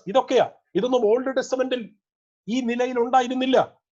ഇതൊക്കെയാ സ്വർഗത്തിലെ സകല ആത്മീയ അനുഗ്രഹം എന്ന് എഫേസ്യ ലേഖനം 1:4 പറയുന്നേ. ഇതൊക്കെയാ നമുക്ക് വേണ്ടത്. ഇതിന്റെ പിന്നാലെയാ നമ്മൾ ഓടേണ്ടത്. പക്ഷെ നമ്മൾ ഓടുന്നത് ഭൗതിക നന്മയുടെ പുറകില. ഞാനത് വിടുകയാ. അങ്ങനെയുള്ളവരാരെങ്കിലും ഉണ്ടെങ്കിൽ മാനസാന്തരപ്പെടുക, ദൈവത്തെങ്കിലേക്ക് തിരിയുക. ഓക്കെ. അപ്പൊ ശ്രദ്ധിക്കുക, ഞാൻ പറഞ്ഞ എന്താ? രക്ഷിക്കപ്പെട്ടപ്പോൾ നമുക്ക് ഒരുപാട് ആത്മീയ അനുഗ്രഹം കിട്ടി. ആത്മീയ അനുഗ്രഹങ്ങളിലെ ആദ്യത്തെ അനുഗ്രഹം ഏതാ? രക്ഷിക്കപ്പെട്ടപ്പോൾ കിട്ടിയ ആദ്യത്തെ അനുഗ്രഹം ഏതാ? ഞാനിപ്പോ പറഞ്ഞതിൽ രക്ഷിക്കപ്പെട്ടപ്പോൾ കിട്ടിയ ആദ്യത്തെ അനുഗ്രഹം ഏതാ? യെസ്. ഒരാൾ പറഞ്ഞു പാപക്ഷമ, പാപമോചനം. ഞാൻ ചോദിക്കട്ടെ, പാപക്ഷമയില്ലാതെ ആർക്കെങ്കിലും സ്വർഗത്തിൽ പോകാൻ പറ്റൂ? നമ്മുടെ മുഴുവൻ പാപങ്ങളും ക്ഷമിക്കപ്പെട്ടില്ലെങ്കിൽ നമ്മൾ സ്വർഗത്തിൽ പോകുമോ? ഇല്ല. അവ രക്ഷിക്കപ്പെട്ടപ്പോൾ കിട്ടിയ ആദ്യത്തെ അനുഗ്രഹം പാപക്ഷമ. ഇനി പാപക്ഷമയിൽ എന്തൊക്കെ അനുഗ്രഹം ഉണ്ടെന്നറിയാമോ? പാപക്ഷമയിൽ അതിന്റെ ആഴം എന്താണെന്ന് അറിയാമോ? പാപക്ഷമയുടെ ആഴം വാക്യങ്ങൾ പറയാം. ആവശ്യമുള്ളവർ എഴുതിയെടുത്ത് നോക്കിക്കോണം. യെശയ്യാവ് 38:17. പാപക്ഷമയിൽ അവൻ നമ്മുടെ പാപം പിറകിൽ എറിഞ്ഞു കളയുന്നു. മീഖ 7:19. സങ്കീർത്തനം 85:2. പാപക്ഷമയിൽ അവൻ നമ്മുടെ പാപത്തെ സമുദ്രത്തിന്റെ ആഴത്തിൽ ഇട്ട് കളയും. കൊലോസ്യർ 2:14. അവൻ നമ്മുടെ പാപത്തെ വിശ്വസിച്ച് പാപം ഏറ്റുപറഞ്ഞ് രക്ഷിക്കപ്പെടുമ്പോൾ യേശു നമ്മുടെ പാപങ്ങളെ മായ്ക്കും. യെശയ്യാവ് 43:25. ഇരമ്യാവ് 31:34. എബ്രായർ 8:12 പറയുന്നു, ഇനി ഒരിക്കലും അവൻ നമ്മുടെ പാപത്തെ ഓർക്കില്ല. യെശയ്യാവ് 1:18. നിങ്ങളുടെ പാപങ്ങൾ ഏറ്റുപറഞ്ഞാൽ, നിങ്ങളുടെ പാപങ്ങളെ ക്ഷമിച്ച് പാപത്തിന്റെ കടും ചുവപ്പിനെ അവൻ വെള്ളയാക്കും. 1 യോഹന്നാൻ 1:9. അവൻ നമ്മുടെ പാപങ്ങളെ ക്ഷമിച്ച് സകല അനീതിയും പൊക്കി നമ്മെ ശുദ്ധീകരിക്കും. കേട്ടോ, പാപക്ഷമ എന്ന് പറയുന്ന അനുഗ്രഹം, അതിന്റെ ആഴം തിരിച്ചറിയണം. നമ്മൾ രക്ഷിക്കപ്പെടുമ്പോൾ, രക്ഷിക്കപ്പെട്ടതിന് ശേഷവും നമ്മളൊരു പാപം ചെയ്താൽ അത് ദൈവത്തോട് ഏറ്റുപറഞ്ഞാൽ അവൻ നമ്മുടെ പാപങ്ങളെ കൊണ്ട് സമുദ്രത്തിന്റെ ആഴത്തിലിട്ട് കളയുമെന്ന്, പാപത്തെ എറിഞ്ഞു കളയുമെന്ന്, ഇനി ഒരിക്കലും അതിനെ ഓർക്കത്തില്ലെന്ന്. സന്തോഷമുള്ളവർ കരമുയർത്ത് ദൈവത്തിന് ആമേൻ പറയാമോ? നമ്മുടെ പാപങ്ങളെ ഓർക്കാത്ത ദൈവം, നമ്മുടെ പാപങ്ങളെ സമുദ്രത്തിന്റെ ആഴത്തിലിട്ട് കളയുന്ന ദൈവം, നമ്മുടെ പാപത്തെ മറക്കുന്ന ദൈവം. റാമന ഹദുര ജഗദൽ ഖമന. Thank you Jesus. ഓക്കെ, ഞാൻ അവിടെ നിൽക്കുന്നില്ല, സമയം ഓടിപ്പോകുന്നു. രക്ഷിക്കപ്പെട്ടപ്പോൾ നമുക്ക് കിട്ടിയ ആദ്യത്തെ അനുഗ്രഹം പാപക്ഷമ. പാപക്ഷമയുടെ ആഴത്തെ കുറിച്ചാണ് ഞാൻ ഇപ്പോൾ പറഞ്ഞത്. എന്റെ 17ാമത്തെ വയസ്സിൽ ഞാൻ രക്ഷിക്കപ്പെട്ടപ്പോ എനിക്ക് ഓർമ്മയുള്ള പാപങ്ങൾ ഞാൻ ദൈവത്തോട് പറഞ്ഞു, ഏറ്റു പറഞ്ഞു. ഇല്ലാത്ത പാപങ്ങളും ഞാൻ ദൈവത്തോട് പറഞ്ഞപ്പോൾ അവിടുന്ന് എന്റെ പാപങ്ങളെ ക്ഷമിച്ചിട്ട് അതിനെ സമുദ്രത്തിന്റെ ആഴത്തിലിട്ടെന്ന്. രക്ഷിക്കപ്പെട്ട് കഴിഞ്ഞാൽ നമ്മൾ പാപം ചെയ്യാറില്ലേ? തീർച്ചയായിട്ടും. അപ്പോഴും നമ്മൾ ഏറ്റു പറയാറില്ല, അതിൽ കിടന്ന് ഉരുളത്തില്ല. രക്ഷിക്കപ്പെട്ടവനെ പോലെ വീണ പാപത്തിൽ കണ്ടിന്യൂ കിടക്കത്തില്ല. രക്ഷിക്കപ്പെട്ടെന്നുള്ളതിന്റെ തെളിവ്, ഒരു പാപത്തിൽ വീണാൽ അകത്തിരിക്കുന്ന ഹോളി സ്പിരിറ്റ് പാപബോധം വരുത്തി ചാടി എഴുന്നേൽപ്പിക്കും, പശ്ചാത്തപിപ്പിക്കും, അനുദപിപ്പിക്കും, ദൈവത്തോട് ഏറ്റുപറയും. ഇനി അതിൽ വീഴാതിരിക്കാനുള്ള കൃപയ്ക്ക് വേണ്ടി യാചിക്കും. അങ്ങനെ ഏറ്റുപറയുമ്പോൾ ദൈവം നമ്മുടെ പാപത്തെ ചുമ്മാണ്ടങ്ങ് ക്ഷമിക്കുക മാത്രമല്ല, ഇനി ഒരിക്കലും അതിനെ ഓർക്കത്തില്ലെന്ന് തിരിച്ചറിയുന്നവർ എത്ര പേരുണ്ട്? കുറ്റബോധം കൊണ്ട് ജീവിക്കുന്ന ആരെങ്കിലും ഉണ്ടോ? ചെയ്ത പാപത്തിന്റെ കുറ്റബോധവും പേറിക്കൊണ്ട് ജീവിക്കുന്ന ആരെങ്കിലും ഈ രാത്രി എന്നെ കേൾക്കുന്നെങ്കിൽ ദൈവത്തോട് ഏറ്റുപറയുക, യേശുവിനോട് ഏറ്റുപറയുക. ഇന്ന് രാത്രിയിലും യേശു ക്രിസ്തുവിന്റെ രക്തം നിങ്ങളുടെ ശകലമല്ല സകല പാപവും പോക്കി ശുദ്ധീകരിക്കും. ഇനി പാപം ചെയ്യാതിരിക്കേണ്ടതിന് നിങ്ങൾക്ക് ബലം പകരുകയും ചെയ്യും. Thank you Jesus. ആമേൻ. പ്രീതി, ഒരു മിനിറ്റ്, കുറച്ച് വേണം ശ്രദ്ധിച്ചേ. പാപക്ഷമയിൽ കിട്ടിയ ആദ്യത്തെ അനുഗ്രഹം, രക്ഷയിൽ കിട്ടിയ ആദ്യത്തെ അനുഗ്രഹം പാപക്ഷമ. ഇനിയാണ് പ്രധാന കാര്യം പറയാൻ പോകുന്നത്. ഈ പാപക്ഷമയിൽ ഇത്രയും കാര്യങ്ങൾ ഉണ്ടല്ലോ. ഞാൻ കുറെ വാക്യങ്ങൾ കാണിച്ചില്ലേ? പാപക്ഷമയിൽ ഇത്രയും ആഴമുണ്ട്. പാപക്ഷമയ്ക്ക് ഇത്രയും ആഴമുണ്ട്. ഇനിയാണ് ശരിയായ സത്യം നിങ്ങൾ അറിയേണ്ടത്. നമ്മൾ രക്ഷിക്കപ്പെട്ടപ്പോൾ നമ്മുടെ പാപം എല്ലാം ക്ഷമിക്കപ്പെട്ടു. സത്യമാണല്ലോ. ഒരു പാപം പോലും ഇല്ലാതെ എല്ലാ പാപവും, സകല പാപം ക്ഷമിച്ചു. എന്നാൽ ഈ ക്ഷമിച്ച പാപം വീണ്ടും നമ്മുടെ പേരിൽ ദൈവം കണക്കിടുമോ ഇല്ലയോ? ചോദ്യമാണ് കേട്ടോ. വീഡിയോ മെസ്സേജിൽ കൂടി എന്നെ കേൾക്കുന്നവരോടുള്ള ചോദ്യമാണ്. നമ്മൾ ഇത്രയും നാൾ ചെയ്ത പാപം നമ്മൾ ഏറ്റു പറഞ്ഞല്ലോ. ഏറ്റു പറഞ്ഞപ്പോൾ ദൈവം ക്ഷമിച്ചോ? യോഹന്നാന്റെ ലേഖനം പറയുന്നു, പാപം ഏറ്റു പറഞ്ഞാൽ അവൻ നമ്മുടെ പാപങ്ങളെ ക്ഷമിച്ച് ശുദ്ധീകരിക്കും. മറച്ചുകളെ, ഓർക്കത്തില്ലിനി, സമുദ്രത്തിന്റെ ആഴത്തിലിട്ടുകളെ, പിറകിൽ എറിഞ്ഞുകളെ. സത്യമാണോ അത്? അത് സത്യമാണ്. എന്നാൽ ദൈവം നമ്മോട് ഒരിക്കൽ ക്ഷമിച്ച പാപം വീണ്ടും നമ്മുടെ പേരിൽ കണക്കിടുമോ? എന്റെ ചോദ്യമാണ്. നിങ്ങളുടെ മറുപടി എന്താ? നിങ്ങളുടെ മറുപടി തന്നില്ലേ ഞാൻ പറയാം. ദൈവം വീണ്ടും ആ പാപങ്ങളെല്ലാം നമ്മുടെ പേരിൽ കണക്കിടും. കണക്കിടാൻ അത് ബൈബിളിൽ എവിടെയെങ്കിലും പറഞ്ഞിട്ടുണ്ടോ ദൈവദാസനെ? ഉണ്ട്. നിങ്ങൾ ആ വാക്യം വായിക്കണം. സമുദ്രത്തിന്റെ ആഴത്തിൽ ഇട്ട് കളഞ്ഞ, പിറകിൽ എറിഞ്ഞു കളഞ്ഞ, ദൈവം തമ്പുരാൻ നീ നിങ്ങൾ ഏറ്റു പറഞ്ഞു ക്ഷമിച്ച പാപം ഓർക്കത്തില്ലെന്ന് പറഞ്ഞ ആ മുഴുവൻ പാപവും നമ്മുടെ പേരിൽ വീണ്ടും കണക്കിടും. നമ്മളെ വീണ്ടും പാപക്ഷമ ഇല്ലാത്തവരെ പോലെ ആക്കി തീർക്കും. ഒരു തെറ്റ് നമ്മൾ ചെയ്താൽ, ഒരു പാപം നമ്മൾ ചെയ്താൽ, ആ പാപം ഏതാണെന്ന് പറയാൻ തരിക. കാരണം പാപക്ഷമ പിൻവലിച്ചു കഴിഞ്ഞാൽ, ഒരിക്കൽ ദൈവം നമ്മോട് ക്ഷമിച്ച പാപം വീണ്ടും നമ്മുടെ പേരിൽ കണക്ക് കൂട്ടിയാൽ പാപക്ഷമ പിൻവലിച്ചു. പാപക്ഷമ പിൻവലിക്കുമോ? പിൻവലിക്കാൻ സാധ്യതയുണ്ട്. അങ്ങനെ പാപക്ഷമ ഇല്ലാണ്ട് ആരും സ്വർഗത്തിൽ പോവില്ല. പാപക്ഷമ ഇല്ലെങ്കിൽ രക്ഷ നഷ്ടപ്പെടും. ഓക്കെ, പാപക്ഷമ പിൻവലിക്കാൻ, രക്ഷ നഷ്ടപ്പെടുത്താൻ സാധ്യതയുള്ള പാപം ഏതാ? അതറിയണമെങ്കിൽ വ്യക്തതയോടെ സ്ക്രീനിലെ വാക്യം ഒന്ന് കാണിക്കണം, എന്നിട്ടൊന്ന് വായിക്കണം. മത്തായി സുവിശേഷം 18-ാം അധ്യായം. ഈ സൂമിൽ എന്നെ കാണുന്ന എല്ലാവരും ബൈബിൾ തുറക്കണം. ഓക്കെ, ബൈബിൾ തുറക്കേണ്ട ആവശ്യം ഇപ്പോൾ വരുന്നില്ല. നിങ്ങളത് കുറിച്ച് വെക്കണം. സ്ക്രീനിൽ നോക്കുക. അവസാന മിനിറ്റിലേക്ക് വരികയാണ്. ഈ സന്ദേശം എത്ര പേർക്ക് മനസ്സിലാകുന്നുണ്ടെന്ന് എനിക്കറിയില്ല. മനസ്സിലാകുന്നവരെ ഓർത്ത് ദൈവത്തിന് ആമേൻ. പാപക്ഷമയും രക്ഷയും നഷ്ടപ്പെടുത്താൻ സാധ്യതയുള്ള പാപം. മത്തായി 18 അധ്യായം 21 മുതൽ യേശു ഒരു സ്റ്റോറി പറയുകയാ. ആ സ്റ്റോറി പറഞ്ഞിട്ട് ഏറ്റവും ഒടുവിൽ ഒരു ഉപദേശം സ്ഥാപിക്കുക. യെസ്, സ്റ്റോറിക്ക് ഒടുവിൽ ഉപദേശം സ്ഥാപിക്കുന്നു. അല്ലാതെ ഇത് ചുമ്മാ ഒരു കടങ്കഥ മാത്രമല്ല. ഈ കഥ നമുക്കറിയാം, നമ്മൾ എപ്പോഴും പറയുന്ന കഥയാ, ഒരു സ്റ്റോറിയാ. എന്താ അത്? പത്രോസ് യേശുവിനോട് ചോദിക്കുന്നു, ഒരു സഹോദരൻ എന്നോട് എത്ര വട്ടം കോപിച്ചാൽ ഞാൻ ക്ഷമിക്കണമെന്ന് ചോദിക്കുന്നു. യേശു പറയുന്നത് 7 അല്ല 70 വട്ടം. അപ്പൊ ഇവിടുത്തെ വിഷയം എന്താ? ക്ഷമയാണ്. ക്ഷമ ദൈവത്തിന്റെ ക്ഷമയല്ല, മനുഷ്യനും തമ്മിലുള്ള ക്ഷമയെ കുറിച്ചാണ് ഇവിടുത്തെ ടോപ്പിക്ക്. Oh Jesus. പത്രോസിനോട് യേശു പറഞ്ഞു തന്നെ, 7 വട്ടം ക്ഷമിച്ചാൽ മതിയോ കർത്താവേ? ഒരു ദിവസം ഒരാൾ എന്നോട് കോപിച്ചാൽ 24 മണിക്കൂറിൽ 7 വട്ടം ഒരാൾ എന്നോട് കോപിച്ചാൽ, ഒരാൾ എന്നോട് എതിർത്ത് നിന്നാൽ, ഒരാൾ എന്നെ 7 വട്ടം തല്ലിയാൽ 7 വട്ടം ക്ഷമിച്ചാൽ മതി, 8ാമത്തെ വട്ടം തിരിച്ചു തല്ലാൻ റൈറ്റ് ഉണ്ടോ എന്നൊക്കെ ചോദിച്ചു വന്നപ്പോൾ യേശു പറയുകയാ 7 അല്ല 70 വട്ടം ക്ഷമിക്കണമെന്ന്. അതിന്റെ അർത്ഥം എന്താ? 7 ഗുണം 70 സമയമൊന്നും കൂട്ടേണ്ട ആവശ്യമില്ല. കർത്താവ് പറഞ്ഞത് ഇത്രയേ ഉള്ളൂ, പരിധി കൂടാതെ ക്ഷമിക്കണമെന്ന്. എന്ന് പറഞ്ഞാൽ 24 മണിക്കൂറിന്റെ 24 മണിക്കൂറിലും ഒരുത്തൻ നിനക്കെതിരെ സംസാരിച്ച് നിന്നെ ചൂടാക്കി നിന്നോട് ദേഷ്യപ്പെട്ടാലും ആ പരിധിയില്ലാതെ അവനോട് ക്ഷമിച്ചുകൊണ്ടേ ഇരിക്കണം. അവനോട് കോപിക്കാൻ, അവനോട് ക്ഷമിക്കാണ്ടിരിക്കാൻ ഒരു റൈറ്റ് നിനക്കില്ലെന്നാണ് യേശു പറഞ്ഞത് രക്ഷിക്കപ്പെട്ട ദൈവത്തിന്റെ മക്കൾക്ക്. കാരണം അതുപോലെ ആ കർത്താവ് നമ്മോട് ക്ഷമിച്ചത്. ഇനി നമുക്ക് അതിന്റെ കണക്കറിയാം. അതിന്റെ 25ാമത്തെ വാക്യം ഒന്ന് വായിക്കാമോ? അല്ലെങ്കിൽ 24 പെട്ടെന്ന് വായിച്ചു. അവന് വിട്ടുവാൻ വകയില്ലാകിയാൽ അവന്റെ യജമാനൻ അവനെയും ഭാര്യയെയും മക്കളെയും അവനുള്ളതൊക്കെയും വിറ്റ് കടം തീർപ്പാൻ കൽപ്പിച്ചു. അതുകൊണ്ട് ആ ദാസൻ വീണ് നമുക്ക് ഇവിടെ ജസ്റ്റ് ഒന്ന് വായിപ്പിച്ചതേ ഉള്ളൂ. 10,000 താലന്ത് കടംപെട്ടിരിക്കുന്ന ഒരു മനുഷ്യൻ, അവൻ യജമാനന്റെ കാലിൽ വീണ് ക്ഷമ ചോദിച്ചു. അവന് വീട്ടാൻ വകയില്ല. 10,000 താലന്ത് തന്നു തീർത്തില്ലെങ്കിൽ നിന്നെ പിള്ളേരെ മൊത്തം പിടിച്ച് കാരാഗ്രഹത്തിൽ അടയ്ക്കുമെന്ന് യജമാനൻ പറഞ്ഞപ്പോൾ അത് കേട്ടിട്ട് ഇദ്ദേഹം യജമാനന്റെ കാൽക്കൽ വീണ് അപേക്ഷിച്ചപ്പോൾ യജമാനൻ അവന്റെ കടമെല്ലാം 27ാമത്തെ വാക്യം. അപ്പോൾ ആ ദാസന്റെ യജമാനൻ മനസ്സലിഞ്ഞ് അവനെ വിട്ടയച്ച് കടം ഇളച്ചു കൊടുത്തു.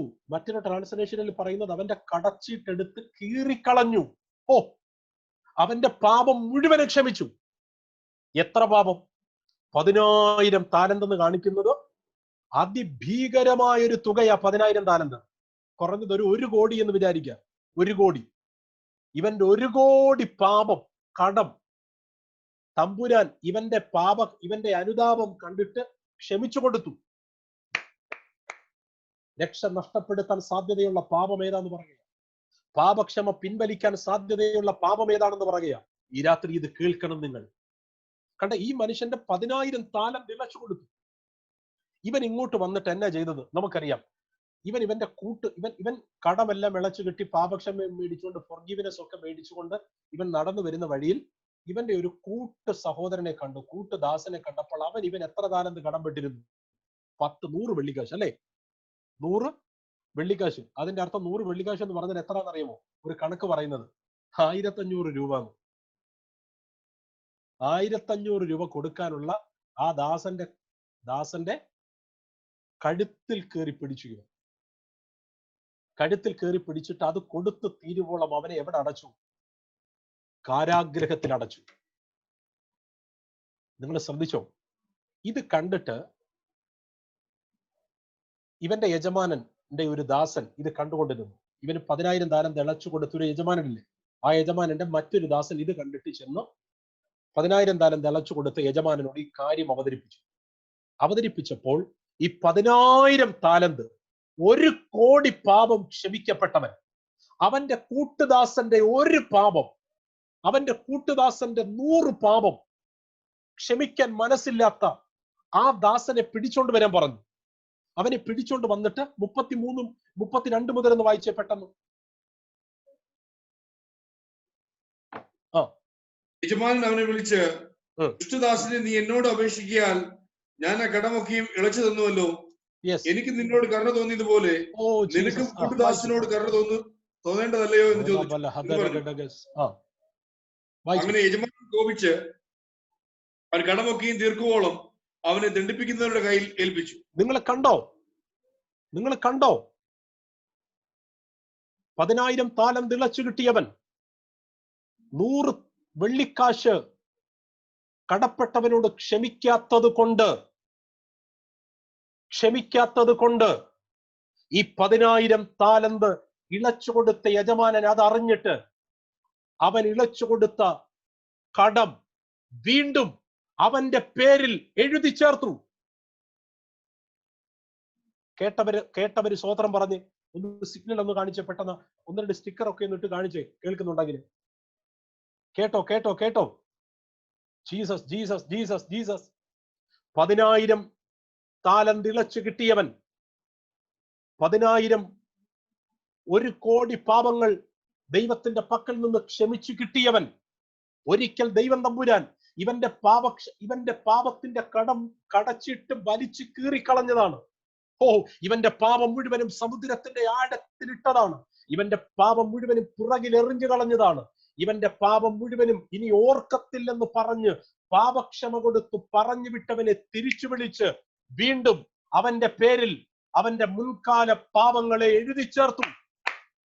അവനെ വീണ്ടും പാപിയാക്കി, വീണ്ടും കടക്കാരനാക്കി. കേട്ടോ നിങ്ങൾ? അവന്റെ പേരിൽ വീണ്ടും ഇളച്ചു കൊടുത്ത ക്ഷമിച്ച കടം പാപം വീണ്ടും അവന്റെ പേരിൽ എഴുതി കൂട്ടി. അങ്ങനെയാ വായിക്കുന്നേ 34. അങ്ങനെ യജമാനൻ ഒന്ന് ജസ്റ്റ് 35-ാമത്തെ വാക്യം സ്ക്രീനിൽ ഒന്നുകൂടെ ഒന്ന് പെട്ടെന്ന് കാണിക്കാമോ? സോറി, ഒന്ന് പെട്ടെന്ന്. 9:26 30 അവസാനിപ്പിക്കാം. നിങ്ങൾ ഓരോരുത്തൻ സഹോദരനോട് ഹൃദയപൂർവ്വം ക്ഷമിക്കാഞ്ഞാൽ. ഇപ്പൊ ഇവിടുത്തെ വിഷയം എന്താ? ഈ എക്സാമ്പിൾ, ഈ കഥ പറഞ്ഞത് എന്തിനാ? ക്ഷമയാണ് ഇവിടുത്തെ ടോപ്പിക്ക്. 18-21 പത്രോസ് കൊണ്ടുവന്ന വിഷയം ക്ഷമയാ.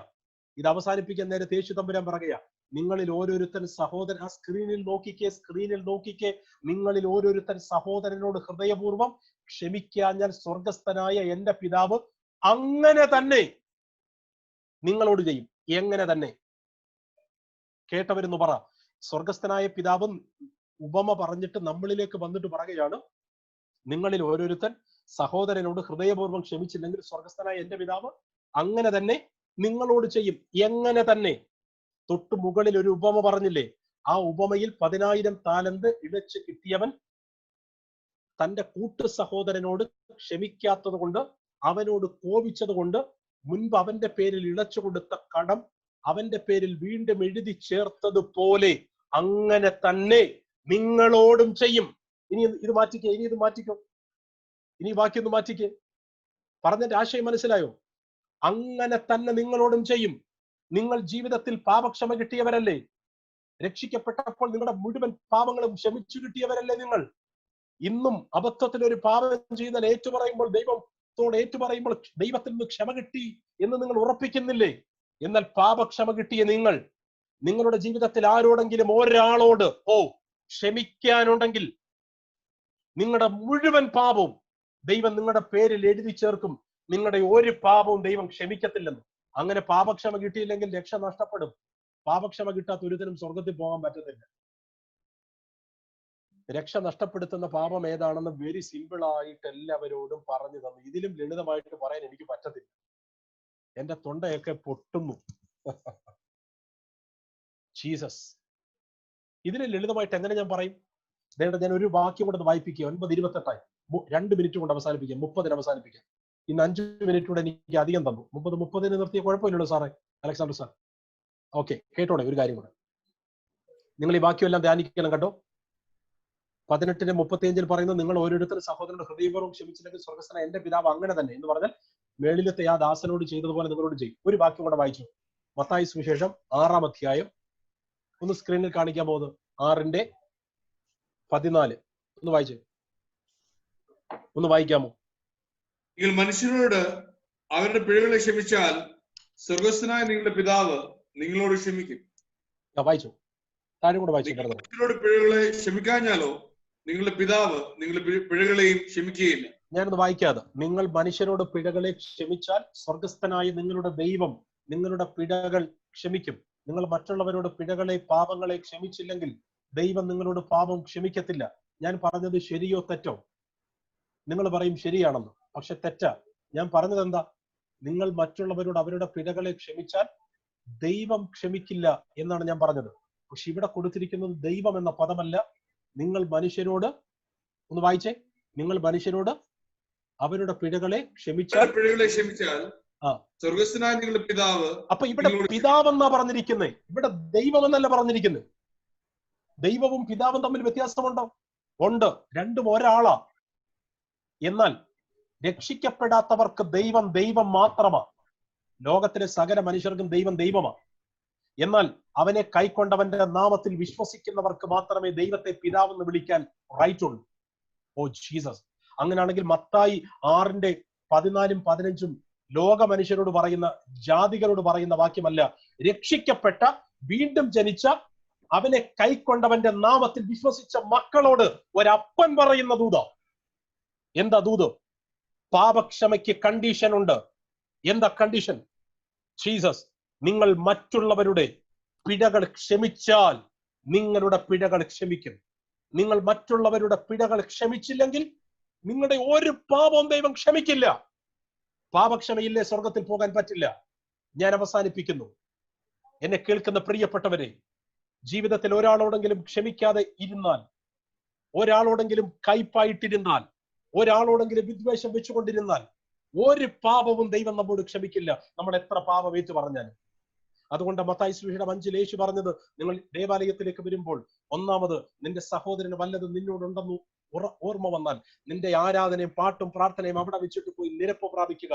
ഇല്ലെങ്കിൽ നീ അഗ്നി നരകത്തിന് യോഗ്യനാകും. കണ്ണുകളൊന്ന് അടച്ച് ഞാൻ ഒരു വാക്ക് നിങ്ങൾക്ക് വേണ്ടി പ്രാർത്ഥിക്കാൻ പോകും. Thank you Jesus. കഴിഞ്ഞ 2 രാത്രിയിൽ ഞാൻ പറഞ്ഞത് എത്ര പേർക്ക് മനസ്സിലായെന്ന് അറിയില്ല. എന്നാൽ ഇന്ന് രാത്രി പറഞ്ഞത് ആരും മറക്കരുത്. സോ ദൈവം നമ്മെ രക്ഷ എന്നാൽ എന്താണ്?